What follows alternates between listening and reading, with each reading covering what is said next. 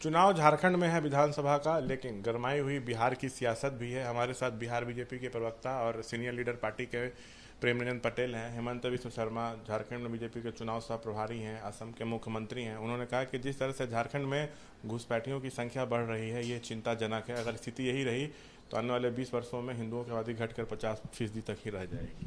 देखिए, हेमंत बिश्व शर्मा जी का जो चिंता है वह आवश्यक है, इसलिए कि जिस प्रकार से आसाम के अंदर में आबादी मुसलमानों की बढ़ी है और हिंदुओं की कमी है, तो वो नज़दीक से देख रहे हैं।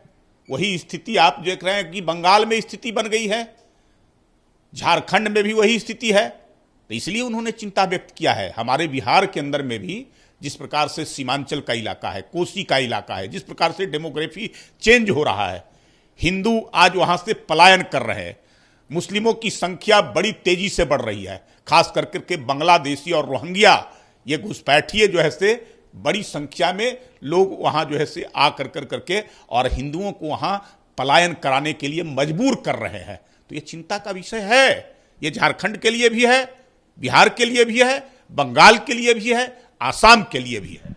जदयू के राष्ट्रीय महासचिव हैं श्याम रजक, वो तो सहमत नहीं है हेमंत बिश्व शर्मा के बयान से। वो कह रहे हैं कि झारखंड में घुसपैठ सवाल नहीं है, सवाल ये है कि आदिवासियों का कल्याण हो, भ्रष्टाचार खत्म हो। तो आपके सहयोगी ही हेमंता के बात से सहमत नहीं है, लेकिन आप तो समर्थन। देखिए, सबका अपना अपना नजरिया होता है। अब जिस प्रकार से झारखंड के अंदर में महागठबंधन की सरकार बनी, हेमंत सोरेन के नेतृत्व में, जिस प्रकार से वहां विकास पूरी तरह से ठप हो गया, जिस प्रकार से अपराध बढ़ा, जिस प्रकार से वहां लूट खसोट का वातावरण बढ़ा, जिस प्रकार से भ्रष्टाचार चरम पर रहा, उसके कारण उनके ऊपर मुकदमा भी हुआ और जेल भी गए।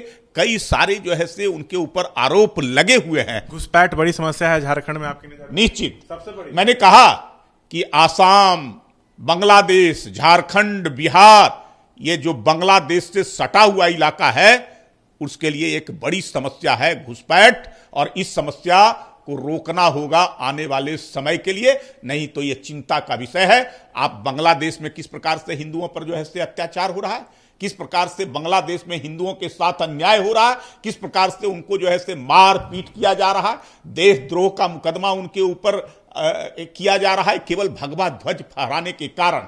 तो हमारे यहाँ तो जो है से बड़ी संख्या में सीमांचल के इलाके में लोग झंडे लगाते हैं, फहराते हैं दूसरे देशों के, और उस पर कोई कार्रवाई नहीं होती। जदयू करिए है कि घुसपैठ मुद्दा नहीं है, सो हम लोग तो नीतीश मॉडल के आधार पर वहां चुनाव लड़ रहे हैं। मैंने कहा कि अपना अपना नजरिया होता है।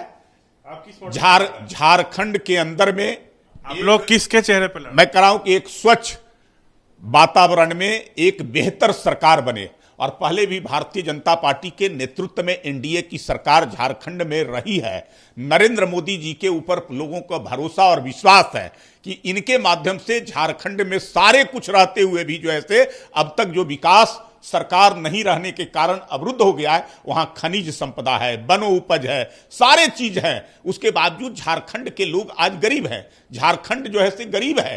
तो नरेंद्र मोदी जी का नेतृत्व अगर केंद्र में प्रधानमंत्री और वहां अगर झारखंड के अंदर में एनडीए की सरकार होगी जिसकी देख रेख नरेंद्र मोदी जी करेंगे, तो निश्चित तौर पे जो है से वहां विकास अपने चरम पर पहुंचेगा और विकास की जो आयाम है उन सारे चीजों को पूरा करेगा। तो ये थे बातचीत करते हुए हमसे प्रेम रंजन पटेल। कैमरा पर्सन विशाल राय के साथ Shashank Kumar, ABP news Patna. For exclusive and insightful videos, subscribe to our new channel ABP Live Premium.